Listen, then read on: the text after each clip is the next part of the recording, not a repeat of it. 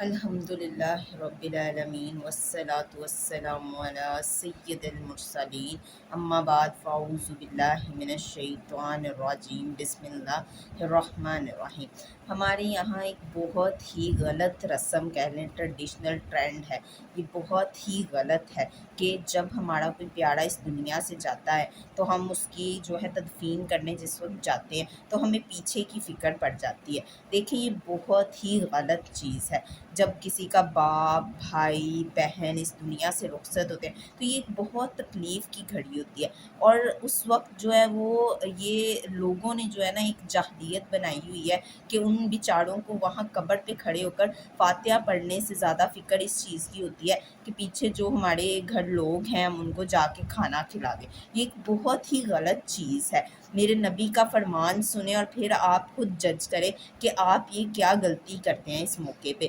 میرے نبی نے فرمایا کہ قبر کے پاس اس وقت تک کھڑے رہو جب تک کہ جتنا وقت نبی پاک نے فرمایا اونٹ کو ذبح کرنے میں لگتا ہے، یعنی کہ میرے نبی نے فرمایا کہ قبر کے قریب اتنا وقت کھڑے رہو اپنے پیارے کی قبر پہ جتنا وقت ایک اونٹ کو ذبح کرنے میں لگتا ہے۔ تو آپ خود سوچیں کہ اونٹ ذبح کرنے میں کتنا وقت لگتا ہے۔ زیادہ اگر آپ کم بھی حساب لگائیں گے نا تو 3 سے 4 گھنٹے لگتے ہیں، یعنی کہ وہ وقت آپ کے اس عزیز پہ اتنا مشکل ہوتا ہے۔ مطلب میرے نبی نے فرمایا کہ وہ وقت مردے پہ سب سے زیادہ جو ہے مشکل ہوتا ہے، جو قبر کے اندر جب آپ اس کو اتارتے ہیں، تو اس لیے میرے نبی نے یہ فرمایا کہ اس کے پاس کھڑے رہو، یعنی فاتحہ پڑھو، اتنا وقت کھڑے رہو جتنا وقت اونٹ کو ذبح کر کے اس کا گوشت بنانے میں لگتا ہے۔ تو پھر آپ لوگ کیسے اتنی جلدی وہاں سے لوٹ آتے ہیں کہ مطلب کیونکہ آپ کو دنیا کی فکر پڑی ہوتی ہے، کسی کا باپ جائے، بہن جائے، اتنی دکھ کی گھڑی ہوتی ہے، اور اس وقت بھی یہ ظاہر ہے ایک مجبوری بن جاتی ہے کہ اگر آپ پیچھے آ کے ان کو کھلائیں پلائیں گے نہیں تو لوگ آپ کو باتیں کریں گے، لوگ کہیں گے جی وہ تو قبرستان سے ہی نہیں آئے، نہ انہوں نے کچھ کھلایا نہ پلایا نہ کسی کو پوچھا، لوگ تو اتنی دور دور سے آئے ہوئے تھے۔ دیکھیں آپ کسی کو اپنی جگہ بھیج دیں لیکن آپ خود آ کر جو ہے وہ یہ سب نہ کریں،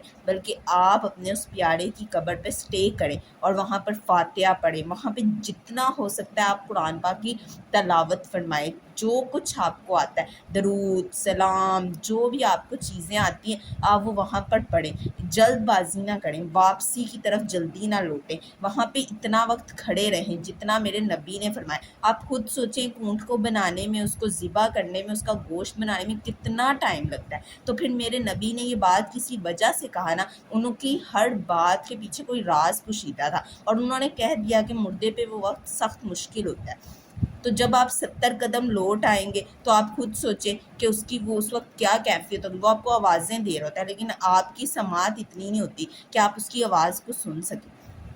تو کیا ہمارا یہ فرض نہیں بنتا کہ ہم یہ پیچھے کی فکر چھوڑ کر وہاں پہ کھڑے ہو کر ان کے لیے پڑھیں، ان کے لیے فاتحہ پڑھیں، ان کے لیے زیادہ سے زیادہ دعائیں کریں، مغفرت کی دعا کریں ان کے حق میں۔ تو ہم کیوں اتنی مطلب لوگوں کی باتوں میں جو ہے ہمیں یہ ہوتا ہے کہ لوگ باتیں کریں گے، لوگ کیا کہیں گے، لوگوں کی فکر چھوڑ دیں۔ یہ چیز سوچیں کہ جو اس وقت جس کی آپ تدفین کریں وہ آپ کا پیارا ہے، اور وہ اس چیز کا منتظر ہے کہ آپ اس کے پاس اتنے گھنٹے کھڑے رہیں جتنا گھنٹے اس پر مشکل کے ہیں۔ یعنی سب سے زیادہ مشکل وقت وہی ہوتا ہے جب آپ اس کو قبر میں اتار کر اس کی تدفین فرماتے ہیں۔